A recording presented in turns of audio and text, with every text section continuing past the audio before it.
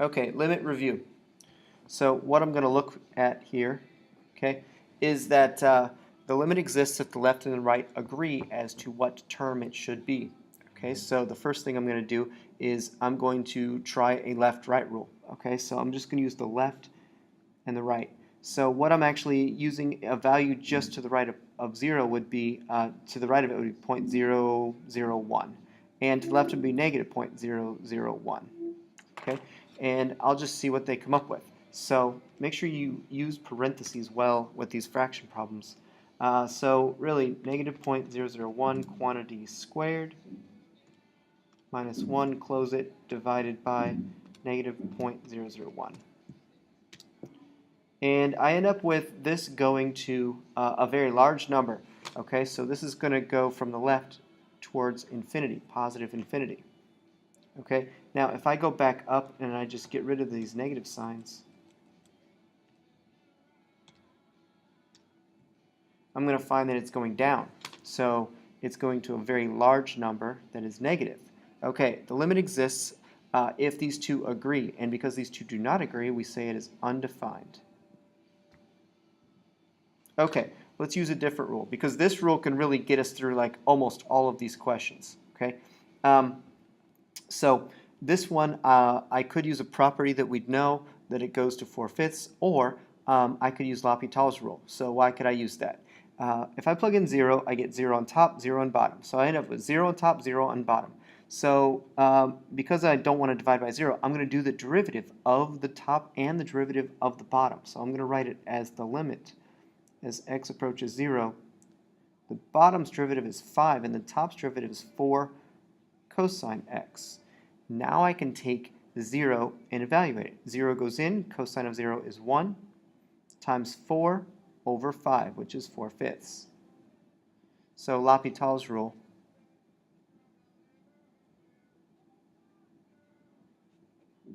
is what I used there. Okay, the next one. I can factor the top. I can factor the top into x plus 2, x minus 4. Therefore, I can cross off the x plus 2's, and I can evaluate the limit as x approaches negative 2 of just x minus 4. And I can just take negative 2 minus 4 then and create negative 6. I could use a left-right rule there, okay, but I don't really need to. All right, down here, evaluate the cosecant just from the right. Okay, so all I have to do is a right rule, and I'm going to use 0.001. Okay, and just take that, plug it in. All right, so cosecant is 1 over sine. Make sure you're in radian mode, which I am. 1 divided by sine 0.001 gives me 1,000. Okay, so this one's going up. So this is going to go up to positive infinity. All right, next. We are going, there's two ways to look at this. The first way is just to take 0.001 and negative 0.001 and plug it in. The second thing to do is to recognize that this is going to be y equals natural log of x. We need y prime, which is 1 over x. And the x value we are getting close to is 1. Okay, so the y prime equals 1 over 1, which is 1. This should go to 1 if I use a left-right rule. Okay, so how do I know that? This is the slope formula with a limit applied. So this is y minus y over x minus x. And they just defined x minus x as n. And then we're going a smidge to the side of 1 and subtracting them. So there's my y minus y. The function, upper left, is natural log. And the value we're getting close to is 1. All right. The function is graphed to the right. Got it? Okay, let's do this one. And find f of 2. F of 2 is just the y value at 2. The y value at 2 is 1. Okay, find the limit as x approaches 2. Well, as I come in from the left, I go towards 2, but as I come in from the right, I go towards 0. Remember that the answer to these limits are y values.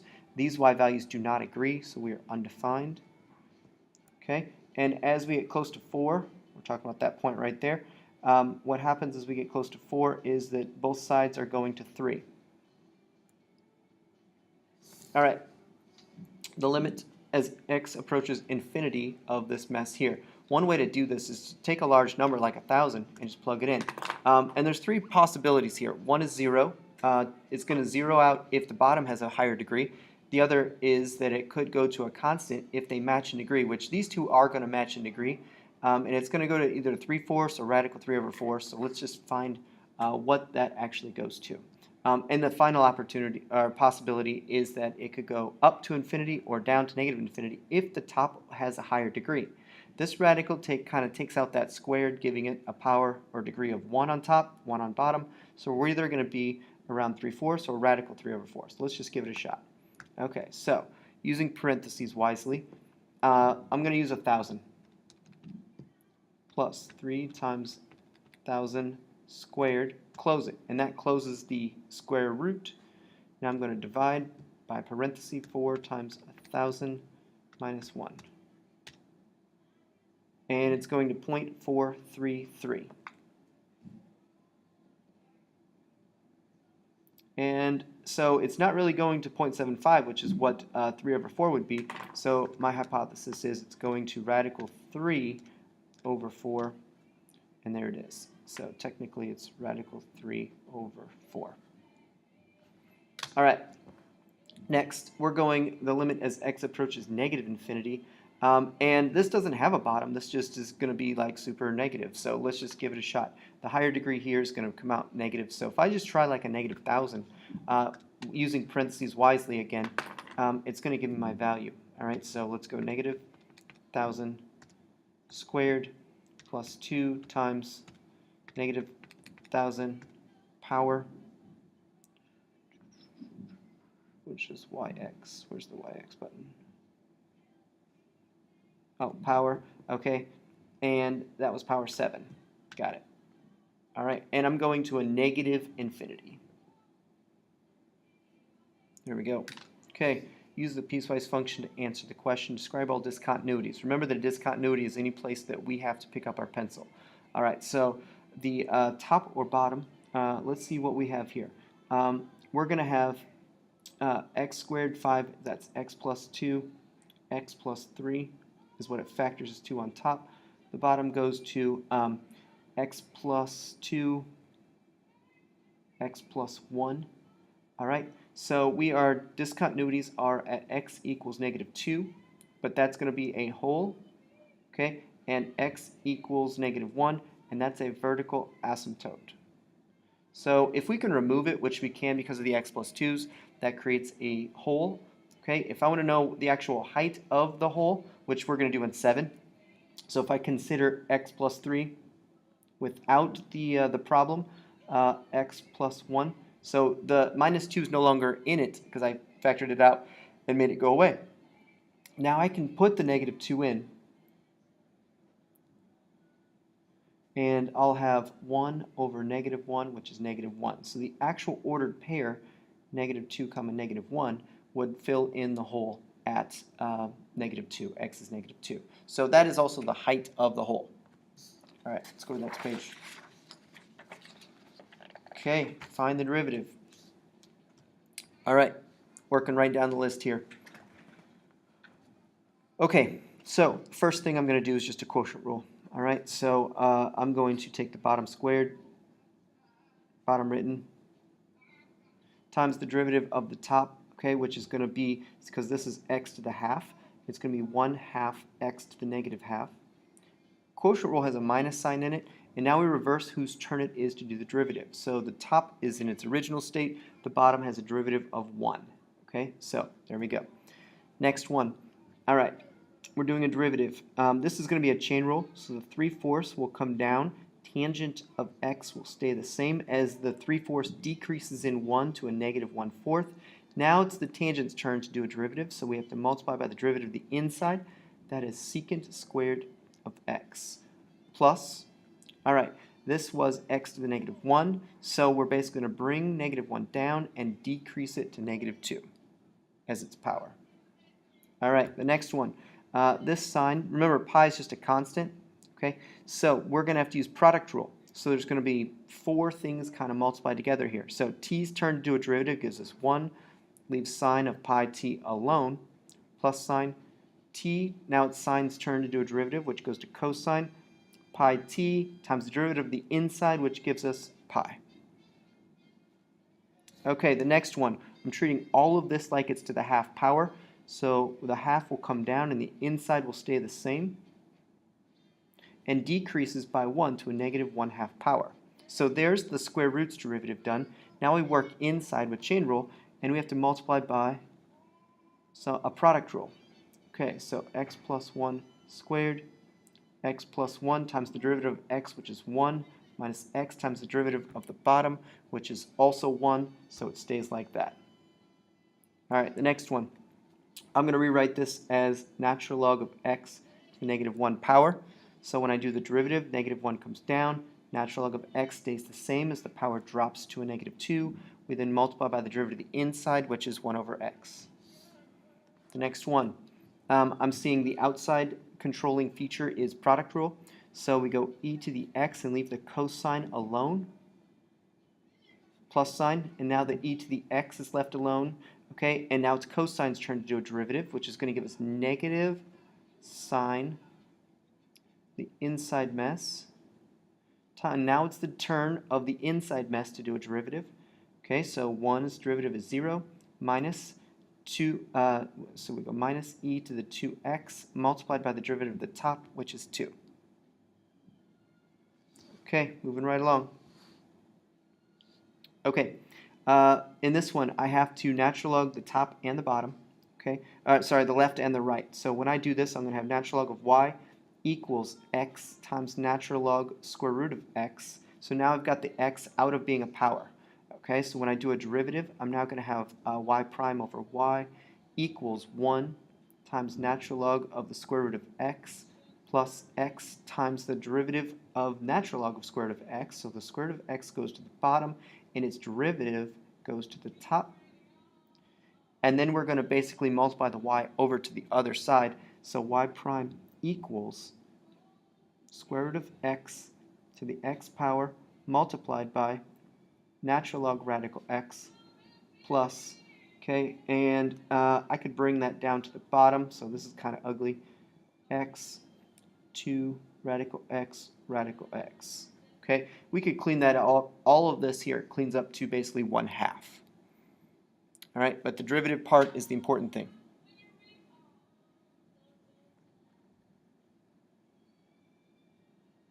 All right, next one, product rule. E to the x, okay, is its own derivative. We've done that. We leave the cosh alone, plus sign, and now the e to the x is left alone as the cosh does its derivative, which is sine hyperbolic of x. Okay, next. This one is an e function, so we rewrite the original multiplied by the derivative of the top, which is sine hyperbolic 3x times 3. Okay? Next I have an implicit. Okay, so in this one, the y will have a derivative. Let's just do it this way. This is going to be a product rule, so I'm going to end up with y prime cosine x plus y times negative sine x equals 2x plus 2y y prime. Okay, so remember that x's are going to be normal, y's are going to be weird. So the 2 will come down, the y stays the same as the power drops to a 1. And then we multiply the derivative of the inside, the derivative of y is y prime. Okay, I want the ones that have y prime on one side, which we'll say the left. I'm going to subtract 2y y prime over, and I'm going to move everything that does not have a y prime over to the right. Okay, now I factor out the y prime and divide.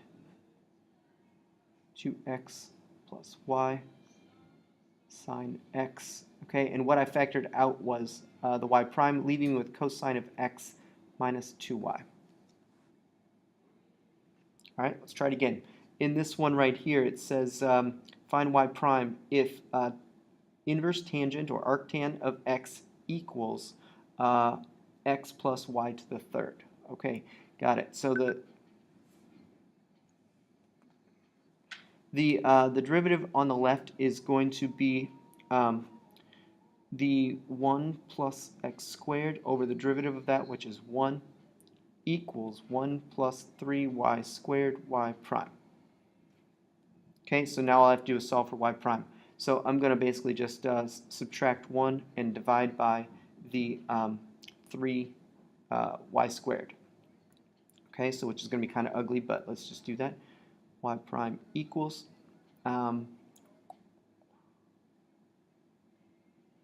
let's put it in parentheses. Okay, so 1 plus x squared minus 1, and then I'm dividing by 3y squared. Okay, that's about as clean as that's going to get. All right, back to the top. Okay, more derivatives. Okay.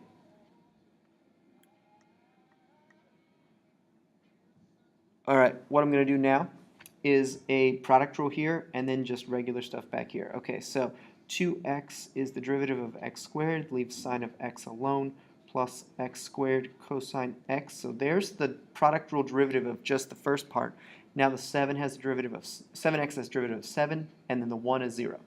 Okay, next. There's a theta squared. Theta is our variable. Okay, and so we're going to use a a chain rule. So we go negative sine of the inside theta squared times the derivative of the inside, which is 2 theta. Okay, the next one's product rule. So x will have a turn doing derivative, while we leave sine of 1 over x alone. Now we have the x, and it's going to multiply by the derivative of sine of 1 over x, which is cosine 1 over x times the derivative of 1 over x, which is negative 1 x to the negative 2.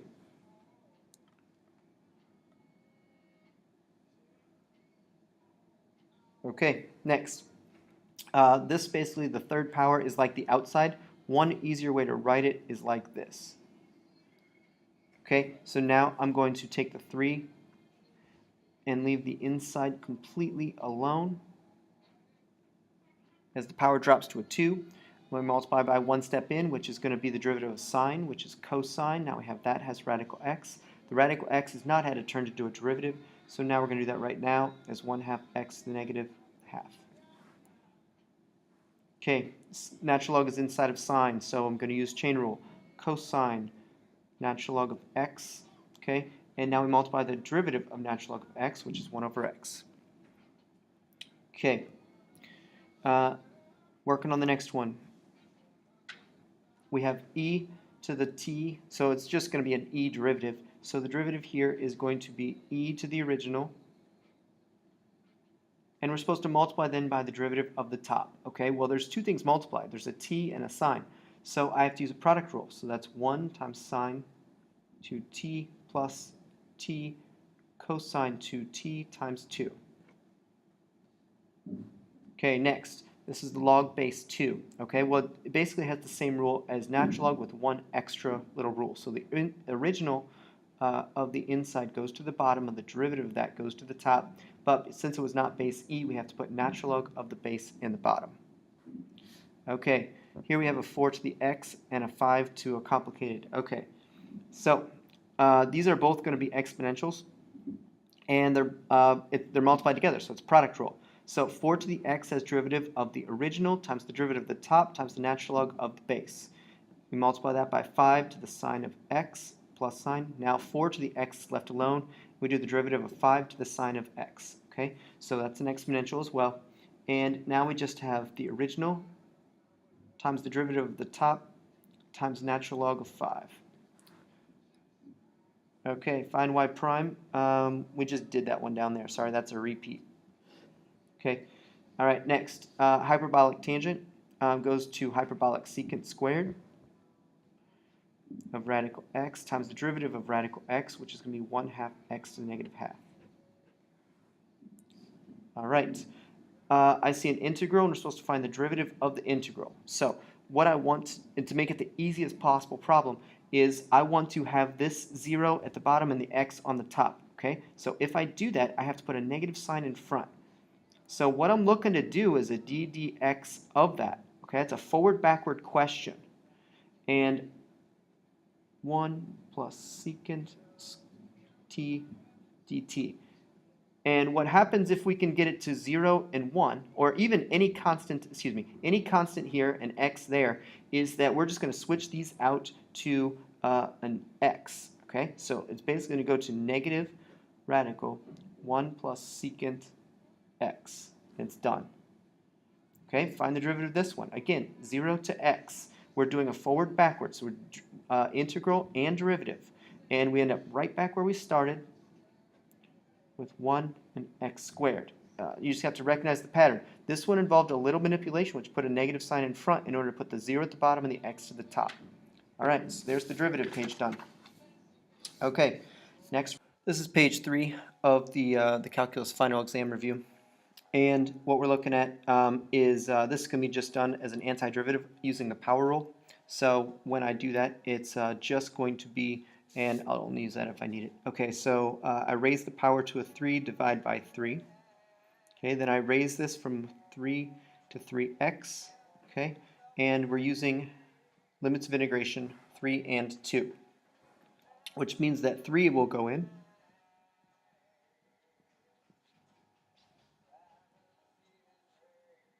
And then negative 2 will go in.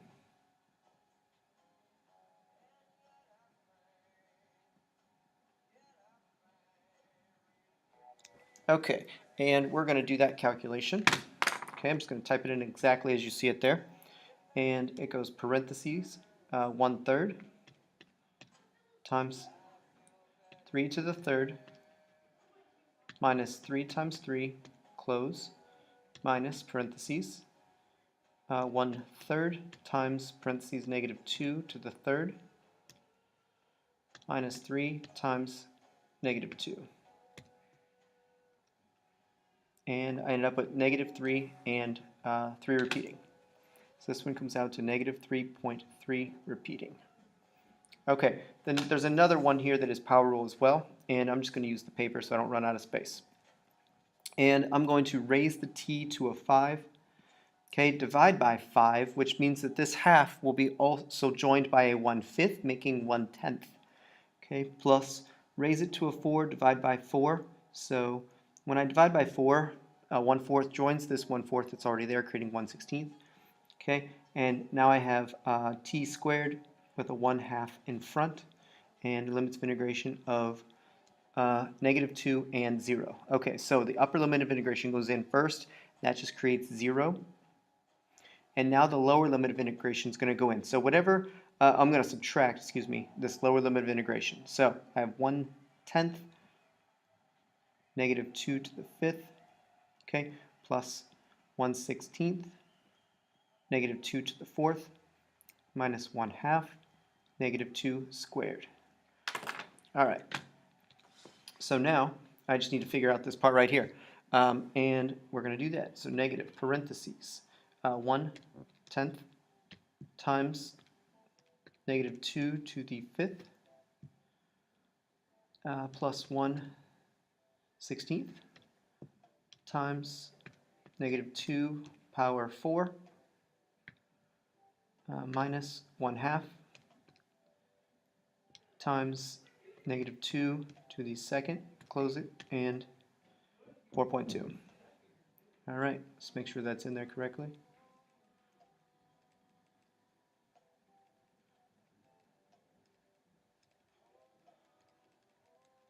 Looks good. All right, 4.2. Okay, this was 21. All right, let's do another one. This one does not have limits of integration, so I know immediately I'm going to put plus c, plus c, plus c. Okay, so let's not lose those easy points. All right, so next, cosine of x has an antiderivative of sine. Okay, so again, sine's derivative goes to cosine, just doing a quick mental check. Now we raise this to an x to the 4th, divide by 4, and put plus c. Done. All right, let's do a little rewrite on this one. So I have x plus 3x to the negative 4 plus 6x to the half. And now I'm going to do the antiderivative. So go raise it to a square, divide by 2. Now, watch out on these two. We are increasing this by 1, so let's not lose the easy points. So increasing this by 1 makes it a negative 3. Divide by negative 3 just makes negative 1 in front. So this 3 got divided by the new power of negative 3, creating negative 1. All right, next I'm going to increase this to x to the 3/2. And when I take 6 and divide by 3/2, let's do that really quick. 6 divided by parentheses 3/2 gives 4. So I have plus 4 plus c. All right, and you could check this by just doing a derivative from here and making sure that it recreates what you see there. Okay, next, I see cosecant, cotangent. So if you do your memory dump, you're going to see that this goes to something similar to cosecant. All right, so real quick, if I just had cosecant, the derivative of that would go to negative cosecant cotangent. Okay, so what I need now is negative 4. If I put a negative 4 there, it's going to create a positive 4 here when I do a derivative, and my variable there is theta plus c. Okay, all right. Oh, and they gave us an initial value there. So let's actually go about finding c. All right, so using my space I have here, what I do know is that negative 2 is the output when pi over 2 goes in. Okay, so this is going to be a number. I will then add or subtract that over to the other side to find the value of c. So let's find out what that is. So negative 4. And cosecant is 1 over sine, so I'm going to divide by sine of pi over 2. Okay, so this whole thing is negative 4. We add the negative 4 to add 4, excuse me, to the other side, and it's going to create 2. So c equals 2. And we find that our antiderivative then is negative 4 cosecant theta plus 2. All right. Okay, working right on down the page here. We have the integral here, and I'm going to split this into two different fractions. So I'm going to treat this as radical x over x squared plus 8 over x squared. This is now x to the half divided by x to the 2. When I divide the x's, I subtract the power, so 1/2 minus 2 is negative 3/2. So now I'm an integral x to the negative 3 over 2 plus 8x to the negative 2 dx. Okay, so this is where I'm doing an antiderivative from. Increasing this by 1 creates x to the negative 1/2. Dividing by negative 1/2 puts a negative 2 up front. Okay, the next one, increasing that by 1 creates negative 1, which puts us at minus 8 plus c. Okay, so there is our value, and it gives output of negative 7 when the input is 4.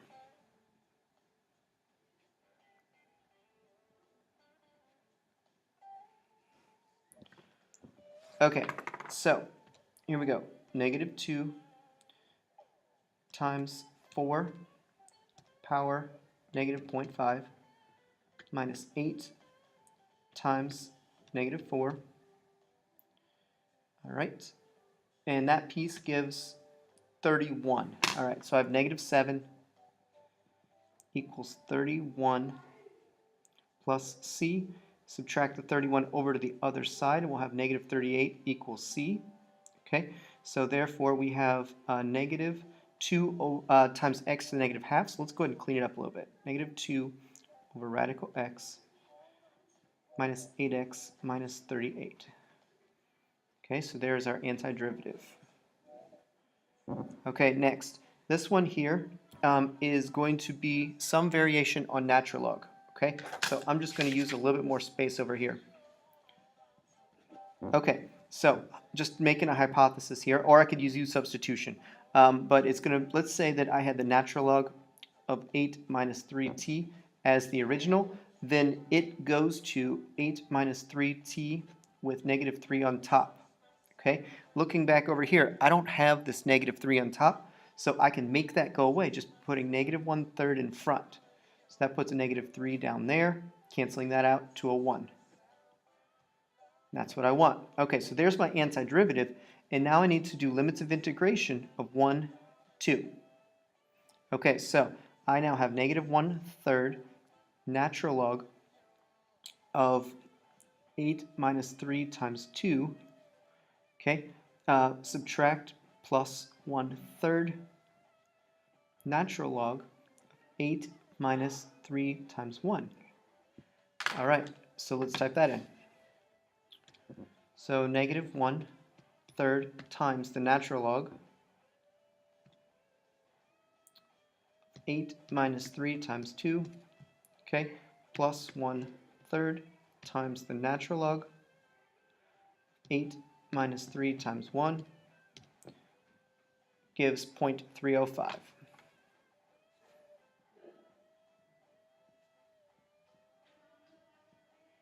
All right. Okay, so there's that. All right, 72. Okay, we have cosine on top and 2 plus sine on bottom. And this looks like its derivative is sitting above it. Okay, so that leads me to think that somehow we did a derivative of this to get that. Okay, so let's do hypothesis. Let's say that's the natural log of 2 plus sine of x. So if this were to go to the bottom, the derivative of this would be 0 plus cosine, which is cosine. So there we go, plus c. That one's done. Okay, next. We have a complicated piece down here, and I'm going to use u substitution, but they already used u, so I'm going to use, let's just say, n. Okay, so if I set n equal to the inside, 1 minus e to the u, then dn equals negative e to the u times the derivative of u, okay, which is du. All right, now I don't have a negative, so I just need to make negative dn equals e to the u du. Okay, now what I can do is I can rewrite the integral. Okay, I'm going to pull the negative out front. And now I have 1 over n squared dn. Okay, so technically this was negative dn, and I took that negative and pulled it in front. Okay, I'm going to consider this as n to the negative 2. And I'm going to increase it by power to 1. Okay, so that's going to go to negative 1. Divide by the negative 1. So now I'm going to end up with n to the negative 1 positive. All right, which is basically going to switch back to 1 over 1 minus e to the u plus c. Okay, the next one has a radical, and again I'm going to use u substitution. So I'm going to set u equal to the inside. All right, therefore du would equal negative 6t to the 5th dt. Okay, and that didn't really help. You hit a wall, okay, because you're trying to create a t squared, all right, and what you end up with here is not even close to that. So one way to think about this is as the inverse sine and inverse cosines. Okay, so if I said that it was the sine inverse, okay, of just, remember that it's radical on bottom and it's 1 minus t squared. Okay, so if I put 1 minus t to the third here, okay, let's just think about what that would do. So I hit a wall with u substitution, so it is not like a natural log. It's not going to be something like that. So if this is the case, this would go to, I would have radical 1. Oh, excuse me. No, I just want t to the third, sine of t to the third. Okay, so it would be 1 minus t to the third squared, okay? And then on top would be the derivative of this, which is 3t squared. And we are super close. All I need to do is make this 3 go away by putting a 3 on bottom, which means I put a 1/3 in front of it over here. Okay, so now we've got exactly what we want. So our actual answer here is going to be 1/3 inverse sine of t to the third plus c. There we go. Okay, so I just thought it through. I hit a wall with u substitution, so it's not going to be natural log stuff. So I'm thinking, what creates a radical on the bottom? And the inverse sine and inverse cosine do that. All right. We also could have had a potential answer with the inverse cosine, a different way to do it. All right. This one definitely looks like function inside a function. So I'm just going to set u equal to the inside. Therefore, du equals negative 2 dx. I don't have a negative 2 on the outside, so I'm just going to go negative 1/2 du equals dx. All right, so now I'm going to write it as negative 1/2 integral of u to the 9 du. Okay, so the inside was replaced by u to the 9th. Okay, the dx is going to be replaced by negative 1/2 du with the negative 1/2 pulled in front.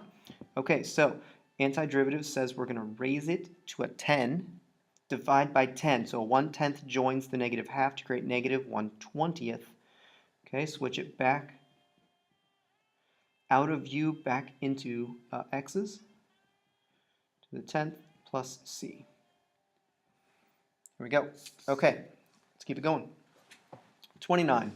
Okay, I'm going to do a little bit of algebra to clean this up. Okay, so the first thing I'm going to do is break it into radical 5, radical x, which now I'm going to write as radical 5 x to the negative 1/2. Okay, now I can rewrite this integral as radical 5 integral 1 to 4 x to the negative 1/2 dx. Okay, so raising this by 1 creates x to the positive 1/2. Dividing by that creates a 2 in front, and I'm going from 1 to 4. So now I have to do 2 radical 5 square root of 4, okay, minus 2 radical 5 square root of 1. And the reason I'm doing square root is because it's half power, okay? So I could write 4 to the 1/2, 1 to the 1/2, but this is essentially what it does. All right, so when I do this, this is going to have a decimal answer, but it's also going to have a nice clean answer because this is 2. So this is essentially 4 radical 5 minus 2 radical 5, which is 2 radical 5. Okay, so there it is in clean form. You could also give a decimal approximation of that. Okay, so if we did that, 2 times the square root of 5 is 4.47. Okay, for 34, I'm going to do kind of some crazy stuff. All right, so the first thing I'm going to do is I'm going to factor out a sign. Okay, so this one's pretty difficult. And when I factor out a sign, what I end up with here is essentially 1 plus tangent squared. Okay, now 1 plus tangent squared is actually Pythagorean, part of a Pythagorean identity. And since I don't remember exactly which one it is, I start off with the easiest one of sine squared plus cosine squared equals 1. And in order to create a tangent, I want to divide by cosine squared everywhere. So what that's going to give me is a tangent squared theta plus 1 equals secant squared theta. All right, so that means that I can take tangent squared theta plus 1 and replace it with secant squared. And when I do that, this now is going to become, and this was always over secant squared on bottom. Okay, and now look, the swap actually looks like this. So this is now secant squared theta all over secant squared theta. So the parentheses here is replaced by secant squared. And since secant squared is on top and bottom multiplied by everything, the whole thing simplifies down to the integral of sine. So this is all just the integral of sine theta d theta 0 to pi over 3, okay, which becomes the inverse sine, sorry, not the inverse sine, but the antiderivative of sine is negative cosine, 0 pi over 3, okay? So now we're going to have negative cosine pi over 3 subtract positive cosine 0. That's a 0, not a theta. Okay, so let's just type it in, see what we get. All right, so we have negative cosine of pi over 3, okay, plus cosine 0, and end up with a half. So this whole problem comes out to 1/2. All right, next. We have secant squared theta and tangent. And since secant squared is the derivative of tangent, I'm going to try to set u equal to tangent theta. Okay, and what I can now do is I can say that du equals secant squared theta d theta. Okay, so I can replace secant squared and the d theta with du. And that's going to allow me to write it like this. I can now write the tangent being replaced by u is just u to the third du. And the antiderivative here is going to be raise it to a 4, divide by 4, okay, which then becomes 1/4 tangent to the 4th theta plus c. Okay, next, I've got cosine of pi over x with x squared on bottom. All right, so the inside here looks like pi over x. So let's just do a u substitution. So pi over x, okay, which is the same thing as u equals pi x to the negative 1. All right, now du equals negative pi x to the negative 2 dx. All right, which is great because when I move this to the bottom, it recreates almost exactly what I want. But I don't have this negative sign here, so I'm going to write negative du equals pi over x squared. Oh, I don't have the pi there either. Okay, dx. I'll do one more step. So I'm going to just divide both sides by pi. So basically I'm going to put du over negative pi equals 1 over x squared dx. Now I can take the x squared on the bottom and the dx, these two guys, and replace them by du over negative pi. Okay, so that's going to look like this. So I'm going to have negative 1 over pi out front of the integral of cosine u du. All right, well, the antiderivative of cosine is sine.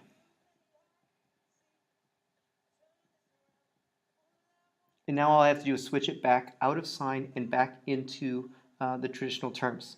So this is going to go to negative 1 over pi sine pi over x plus c. There we go. Okay, the next one also has pi t over 2. So really this one's not bad. This is just an ugly constant. But again, I can use u substitution. So if I set u equal to the inside, which is essentially pi over 2 times t, I just rewrote it in a way that it's much cleaner to see what's going on, then du equals pi over 2 dt. Okay, I don't have pi over 2 out here, so I have to get rid of that. So I'm going to just divide by that, which is going to put the reciprocal over here. Okay, so now I have the integral. And these have limits of integration, which I do not write unless I want to switch them from t's over to u's. So I'm going to ignore them and bring them back later. All right, so I have 2 over pi out front, and I have cosine of u du. Okay, the antiderivative of cosine, again, is sine, just like it was in the last problem. All right, so I now have 2 pi sine. I have to switch it out of u back into t's, which is pi over 2t, big stick 0, 1. All right, now 1 is going to go in, okay, and then subtraction, and then 0 goes in. All right, so 2 pi sine pi over 2 times 1 minus 2 pi sine pi over 2 times 0. Okay, well, this is 0 and sine of 0 is 0, so we're really subtracting nothing back here.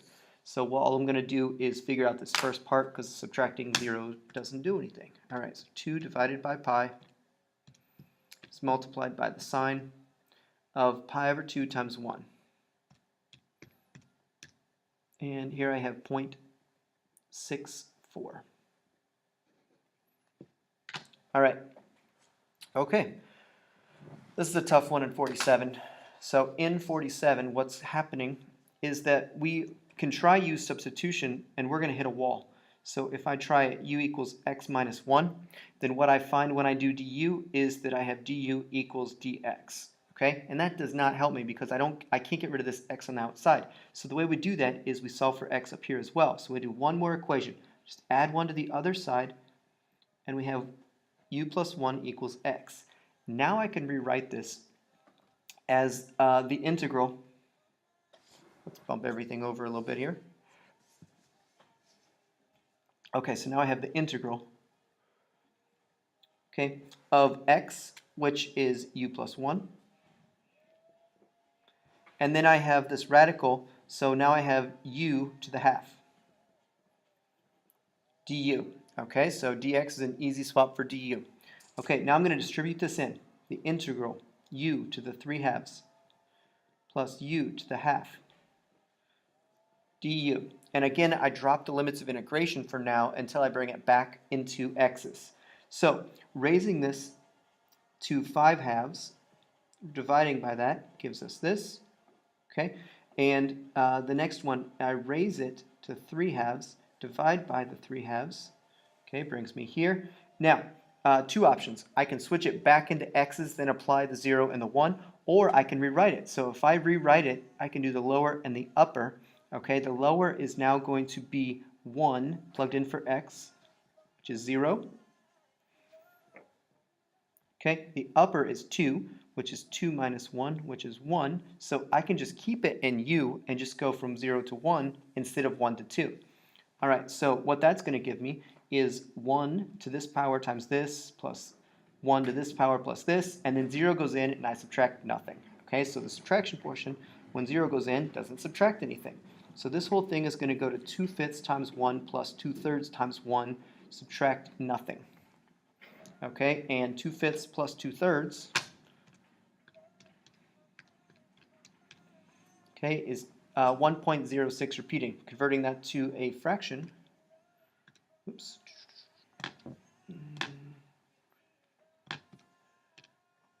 is 1 and 1/15, or 16/15. Let's just write it as 16/15.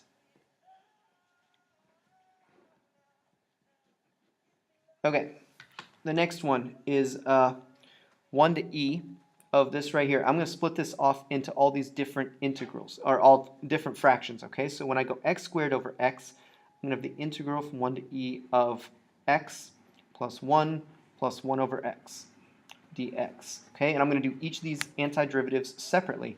So I'm now going to have 1/2 x squared as I raise the first one, plus x, and the antiderivative of 1 over x is natural log of x. Okay, and I'm going from 1 to e. So I'm going to do this with e plugged in, e squared, okay, plus e to the 1 plus natural log of e, subtract a second portion with 1 plugged in. So 1/2 times 1 squared plus 1 plus natural log of 1. All right, so let's do that. Okay, so I have 1/2 times e to the second plus e to the 1 plus the natural log of e, which is going to be 1, minus parentheses. Let me make sure I did put a parentheses in the front. Okay, good. Okay, 1/2 times 1, which doesn't do anything, plus 1, plus the natural log of 1, which is 0, which I can just plug that in if I want. And this whole thing comes out to 5.91. All right, next. All right, so I'm going to use u substitution here with u equal to the inside. Okay, so for 87, u equals 1 plus e to the x. Okay, therefore du is going to equal to 0 plus e to the x times the derivative at the top, which is dx. So the ex dx replaces all of the outside here with du, and I'm just going to have radical then of u. So this becomes the integral, okay, of u to the 1/2 du. Okay, so I raise it by 1, divide by the new power, rewrite it, 2/3, 1 plus e to the x to the 3/2 plus c. Okay, the next one, I've got sine and I've got 1 plus cosine squared on bottom, and I can try to set the bottom equal to u and do an antiderivative, and I hit a wall and it doesn't work. Okay, so instead, I'm going to notice that this looks like tangent -1, and I'm just going to take an educated guess and say that it is cosine. All right, let's see. If we did that, then the bottom would go to 1 plus cosine squared, yep, and then the top goes the derivative of cosine, which is sine, but it's negative sign, so I have to put a negative sign in front, or I could put a negative sign in front of the cosine. So either way, I could have the negative sign there or there. Okay, the limits of integration are 0 to pi over 2. Okay, so I have to do negative inverse tangent -1 of cosine pi over 2, and subtract plus inverse tangent of cosine 0. All right, and when I do that, it comes out to 0.785. All right. All right, integral here. Sine t, and it looks like the derivative has come out, so I go u equal to the inside. All right, so now the derivative du equals 0 plus negative sine t dt, which is close. I need to get the negative sign out of there. Sine t dt. All right, now I can do a swap. Okay, so I've got the negative sign out front. All right, and I've got the sine and the dt get replaced by du, and I've got radical, okay, of u. So it's u to the half du equals negative u to the 3/2, 2/3 in front becomes negative 2/3. Okay, and I have 1 plus cosine t to the 3/2 plus c. Okay, it says find the equation of the tangent line to the curve at the point. All right, so tangent line, we've got that, and we know our tangent line is going to start off with y minus 0 because it's xy, equals our slope, which we don't know yet, and then it's x minus 2. So let's find the slope. Slope is at the derivative. So the derivative of this is going to be the original to the bottom with that on top. All right, 2 is the input, so I'm going to have 3 times 2 squared, and I have 2 to the 3rd minus 7. Okay, so now I have 12 over 1, which is 12. So 12 goes there, and there's our derivative. Okay, next, let's go across. It says, given that f of 2 equals 3 and the derivative equals negative 4, state the equation of the tangent line to f of x at x equals 2. All right, so again, we're going to go y minus blank equals blank, x minus blank. And they said x equals 2. F of 2 equals 3, so there's my y value. F prime of 2 equals negative 4, so there's my slope. Okay, 6, find the equation of the tangent line to the curve here at the point 0, 1. All right, let's use a little bit more room. Okay, so in this one, I have to do the derivative, which I have to do implicitly. So product rule is going to happen first. So I have 1 e to the y plus x e to the y prime. So there's the first two parts with derivative done one at a time, plus y prime e to the x plus y e to the x times the derivative of x, which is 1, equals 0. Okay, now, in order to do this tangent, I know I have y minus 1 equals some slope x minus 0. All right, now, in order to find the slope, all I have to do is figure this out right here. Okay, and when I want to plug this in, I'm just going to take the 0 and replace all the x's.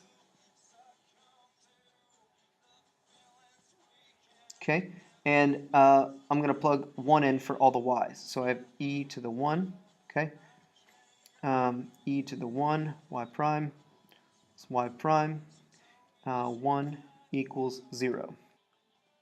What I'm doing here, okay, is that this e is going to come over to the other side. All right, this is 0, so this whole piece is gone. This whole piece is y prime times e to the 0, which is 1 times y prime, so it's just y prime, and that's the only y prime left. This right here is 1 times e to the 0, which is just 1. We move that to the other side, and it's minus 1, and there's my y prime. So I have negative e minus 1. All right, so I'm just going to write the final answer then as negative 1 minus e, and I'm going to group that in parentheses so that it multiplies correctly. All right. All right, on the other side, it says find the equation of the tangent line to the curve of this at x equals 1. That's pretty easy to do. First, let's find the y value. Y equals 2 minus 1 squared, which is 1. Okay, now we do the derivative. Y prime equals negative 2x. Okay, when I take 2 and plug in, or excuse me, 1 and plug it into that, I get negative 2 times 1, which is negative 2. So there's our slope, and there's our y value. So I go y minus 1 equals negative 2x minus 1. Okay, car 1 has a velocity that's shown in the graph at the right where t is in seconds. Okay, car 2 has velocity by this formula right here. Find the velocity of the car 1 and car 2 at t equals 5. All right, well, this is velocity, so if I go to t equals 5, car 1 is going 3 feet per second. Okay, and car 2, all I have to do is plug 5 in there, and it's going 2 radical 5 feet per second. Here we go. Find the acceleration, so I need to know the slope at 1. Well, the slope at 1 here is 2, so it's got a rise 2, run 1 slope. Slope here is 2, so car 1 is 2 feet per second squared. Okay, the other one I need the derivative. So if I take 2t to the half, and I bring the 1/2 down, that's going to create just 1 t to the negative half. Okay, so now when I take the value 1 and plug it in, I'm going to have basically 1 over radical 1, so that is 1. Okay, so car 2 is going 1 feet per second squared. Next, it's saying find the total distance traveled. Be careful on total distance traveled because you have to consider whether or not the car is going forward or backward at any point. Because they do, we consider it all as positive for total distance traveled. Now, total displacement, we could have some cancel each other out. All right, total distance traveled for the first one. So I need to take this and I need to break this up into shapes. And I need to find their areas. And we're going from 0 to 8. It says 0 to 8. So I'm going to go all the way out here to this point. All right, so right here is a 2 by 1, 2, 3, 4. 2 times 4 is 8. Cut in half because it's a triangle is 4. 2 by 1 cut in half is 1. And this is going to be a 3 by 1, 2, 3, 4, 5, 6 for 18. Adding those together gives 23. So for car 1, it's 23 feet. Car 2 is going to be the integral 0 to 8. Okay, I'm going to pull the 2 out front of t to the half dt. Okay, so when I raise this to 3/2, okay, divide by 3/2 puts a 2/3 in front. We also had a 2 there to begin with, and we're going from 0 to 8. 0 will do nothing, okay, so I just have to take the 8 and plug it in. So I have 4/3, 8 to the 3/2 minus nothing, okay? So let's see what that is.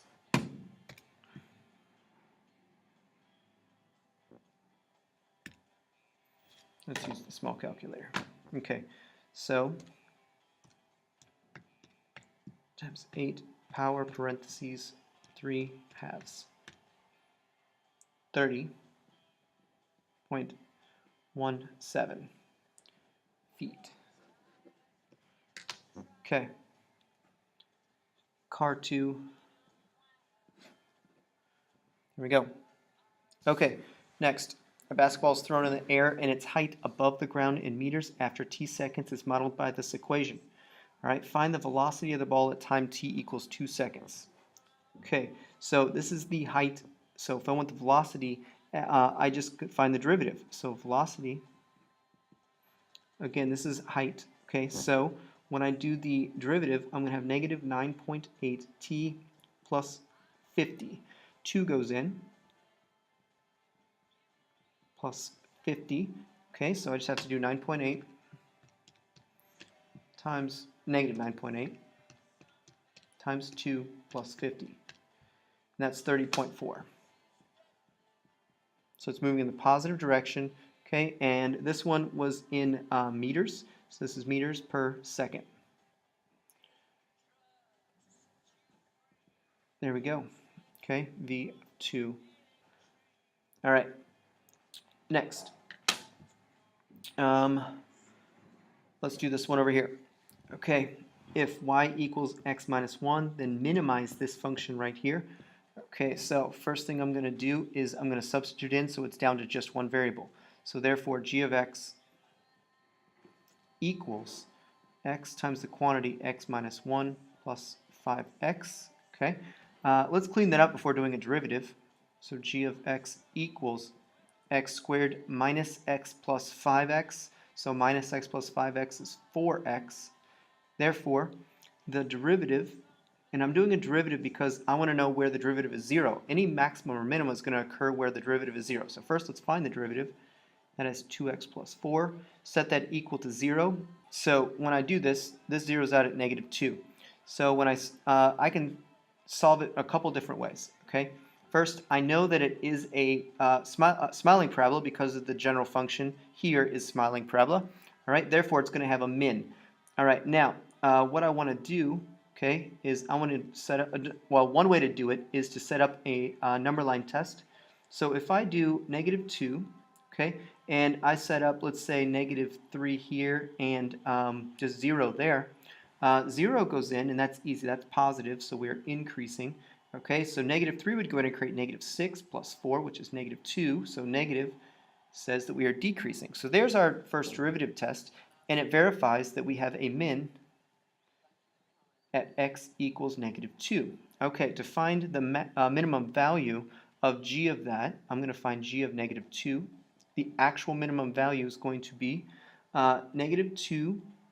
And I could find what y is, or I could just use the version of the function that doesn't have it. Okay, so let's just go -2 squared plus 4 times -2. Okay, so when I do this, this is 4 plus -8, and 4 plus -8 is -4. So there's our minimum value, -4. All right, next.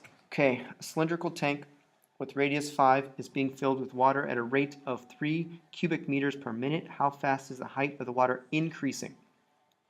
All right, so cylindrical tank, radius of 5.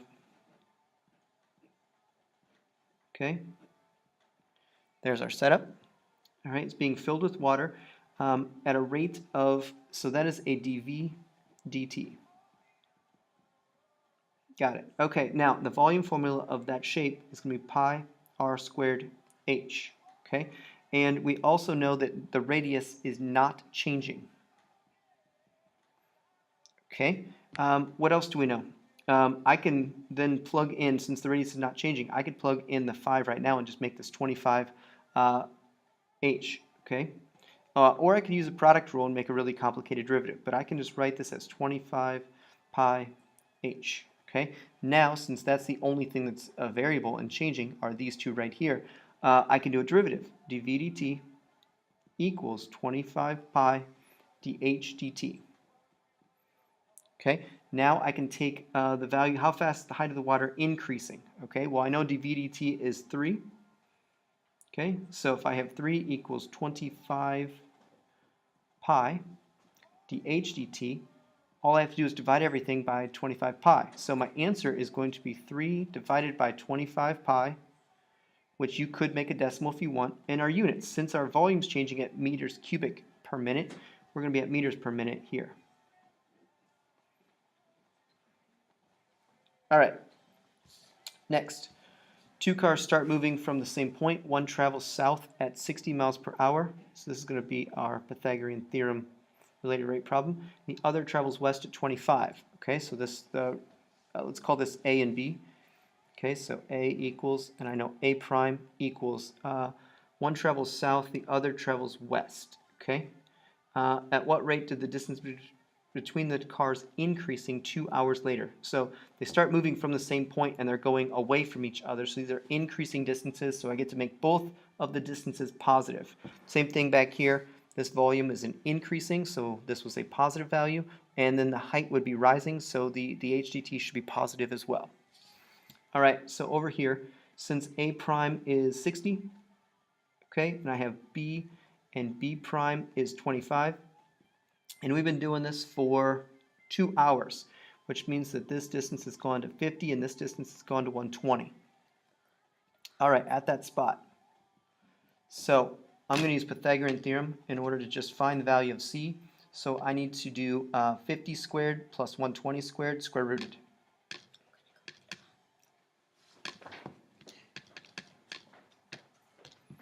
And I have 130. Okay, now if I start with the Pythagorean theorem formula and do a derivative with respect to time, I'm going to have 2a, a prime, to b, b prime, plus 2c, c prime, which we can just make a prime after dividing by all of the 2's. Okay, there we go. Now I plug and chug, so I plug everything in. So a is 120. Okay, A prime is 60. B is 50. B prime is 25. C is 130. C prime is unknown. And all I have to do to solve this is figure this out and divide by 130. So Z prime, let's figure out the left and then I'll divide by the right. Okay, so 120 times 60 plus 50 times 25. I'm going to enter on that and divide by 130. 65. Okay, units, miles per hour. There we go. Okay. A curve passes through the point 0, 5 and has the property that the slope of the curve at every point P is twice the y-coordinate of P. All right, and P should not be in the actual equation. It's just referring to all points along the curve. And what we say here is we say dy dx equals, and they said twice the y-coordinate. Okay, so when I separate my variables, I'm going to have 1 over y dy equals 2 dx. When I integrate both sides, I'm going to have the natural log of y equals 2x. When I both sides, I'm going to end up with c e to the 2x. And 0 goes in for x set equal to 5 is going to give me c equals 5 for a final answer of y equals 5 e to the 2x. Here we go. All right, 11. Okay, this one starts off saying basically find the intervals on which f is increasing, decreasing, find the local maxes and mins, and find the intervals of concavity and inflection points. All right, so let's do this. And first of all, the intervals on which it's increasing, decreasing is first derivative test. So I'm going to do the f prime of x equals 4x to the third minus 4x. Okay, I'm going to factor out 4x. And that when I do that, I'm going to have x squared minus 1, okay, which I can then write as 4x, x plus 1, x minus 1. Okay, so if I'm trying to zero this out, I now have 3 bricks. Okay, so I have x equal to 0, negative 1, and 1. So on a first derivative test line, okay, we now have negative 1, 0, and 1. Okay, and what we're doing is we're comparing f prime to f. Okay, that's the interpretation. So if I take a value here, negative 2, and I plug it in, okay, I'm going to have negative 8 out here. Negative 2 squared minus 1 is going to be positive. Okay, so I'm going to be negative. If I take 0.5 and plug it in, I'm going to have a half. Okay, half's going to be multiplied by some negative value here. Let's double check all these things. Okay, so again, 4 times negative 2, parentheses, negative 2 squared is 4 minus 1. Okay, so I have negative. If I try negative half, so 4 times negative 0.5, parentheses, negative 0.5 squared minus 1, okay, gives me a positive 1.5. Okay, and then when we try the next two, we're going to go negative and positive again. All right, so what that means about f is that we go decreasing, increasing, decreasing, increasing. Okay, and that tells us that we go from decreasing to increasing as a min. Okay, increasing, decreasing is a max. Okay, decreasing to increase again is a min. So there we go. All right, so we have 2 mins and a max. All right, so for part A, intervals in which it is increasing and decreasing. Increasing, decreasing. Okay, we are increasing from negative 1 to 0. And we are increasing from 1 on. Okay, decreasing from negative infinity to negative 1. Okay, union with decreasing 0 to 1.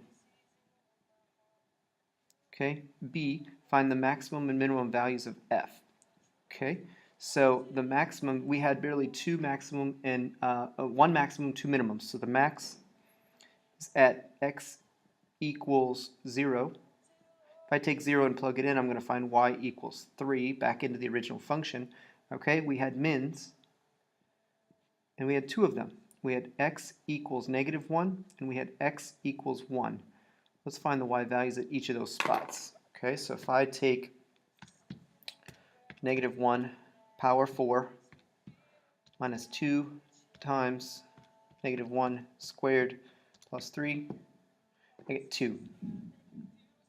All right, if I go back up, take those out, and up at 2 as well. Okay, so it's a very symmetric graph. All right, intervals of concavity. So I'm going to do another derivative. I'm going to go back to f prime. I'm going to find f double prime, and that's going to be 12x squared minus 4. Okay, so the 12x squared minus 4 set equal to 0. Okay, so 4 comes across, we divide by 12, we end up with a third. Okay, and then so 1/3 is going to be square rooted, and we're going to find that we have plus or minus square root of 1/3 equals x. So on a second derivative test line, 2 bricks, okay, they are negative radical 1/3 and positive radical 1/3. Zeros in the middle, okay, negative 2 and 2. So just take these, plug them in. 0 goes in, okay, and 0 in this is going to give me a negative 4. Okay, so negative 2 goes in, creates a positive. Okay, 2 goes in and creates a positive. I have not yet identified what test I'm doing here, so second derivative interprets f, which means we go from up to down to up. Okay, so for part C up here, we have up, we have down. Okay, the up interval is negative infinity to negative radical 1/3 union with radical 1/3 to infinity. Okay, the down interval is negative radical 1/3 radical 1/3. There we go. All right. Next says find the absolute maximum minimums on the interval. Okay, these aren't bad because what I'm going to do is I'm going to do the derivative. Okay, so here I have 6x squared minus 6x minus 12. Okay, set that equal to 0 and solve. So I'm going to factor out a 6.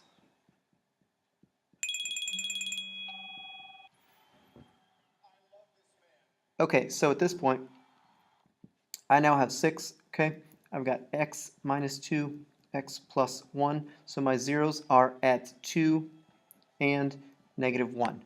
All right, so if I want to know the maximum minimums on the interval, I need to try them all. So I need to try f of negative 2, f of negative 1, f of 2, and f of 3. And I just take these and plug them into the original. Okay, so let's just do them one at a time here. All right, so I have 2 parentheses negative 2, quantity to the third, okay, minus 3, quantity negative 2, power 2, okay, minus 12, negative 2, plus 1. So the first one gives negative 3. Go back up, change these to negative 1s.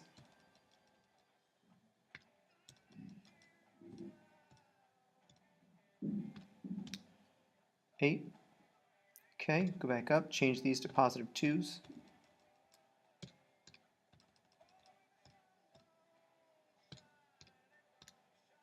Negative 19. Okay, and then go back up one more time, change them to 3s.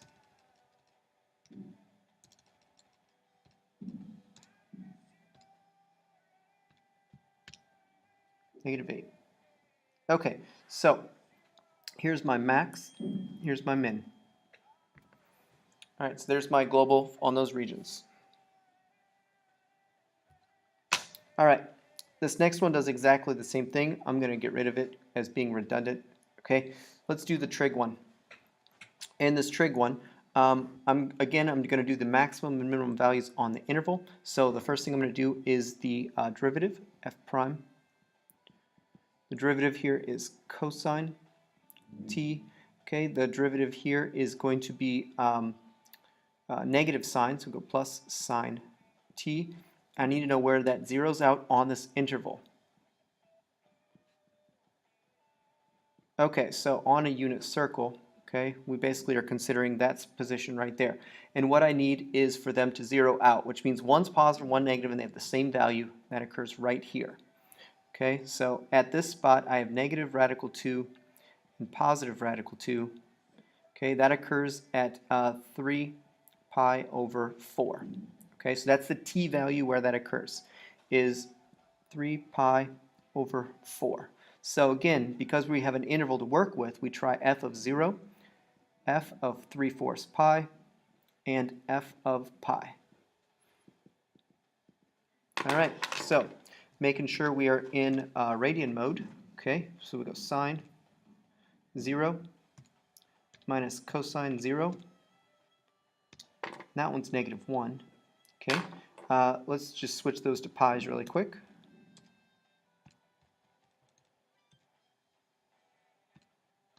And that one's 1. Okay, now I'm going to go back and let's just clear it and do it again.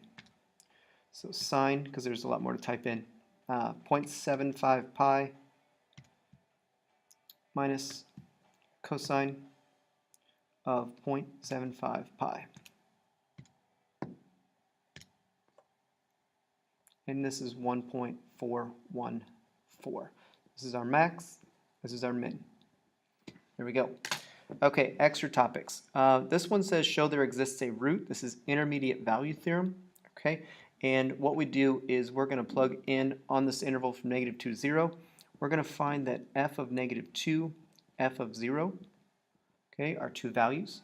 Let's find those really quick.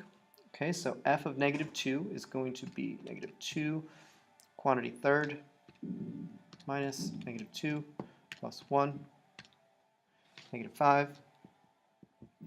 Okay, and then 0 goes in and creates 1. All right, now this graph here is continuous, okay, and these 0 is in between these two. 0 is between. Okay, f is continuous.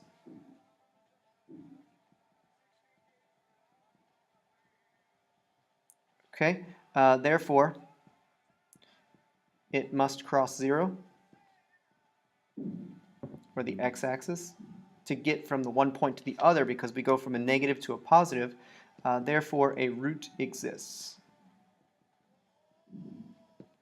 There we go, and that's the intermediate value theorem.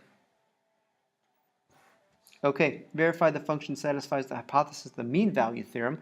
Mean value theorem deals with slopes. Okay, so if I take f of 0 and f of 2, okay, I'm going to find that f of 0 is 1, f of 2 is going to be 2 times 2 squared minus 3 times 2 plus 1. That's 3. Okay, all right, so the slope formula, y minus y over x minus x on those ones I just found gives me 3 minus 1 over 2 minus 0, which is 2 over 2, which is 1. Okay, the mean value theorem says that as we go from 0 to 2, this slope as a secant line, okay, so something like that, has a tangent somewhere, and we have to find every time that it exists as that slope between there. So we do a derivative. Okay, so we'll go f prime of x, which tells us where our slopes are, and we set that equal to that value we just found. Okay, we add the 3 across. Okay, we divide, we get x equals 1. 1 is on the interval, so that satisfies the mean value theorem. Okay, slope of 1 at that spot. There we go.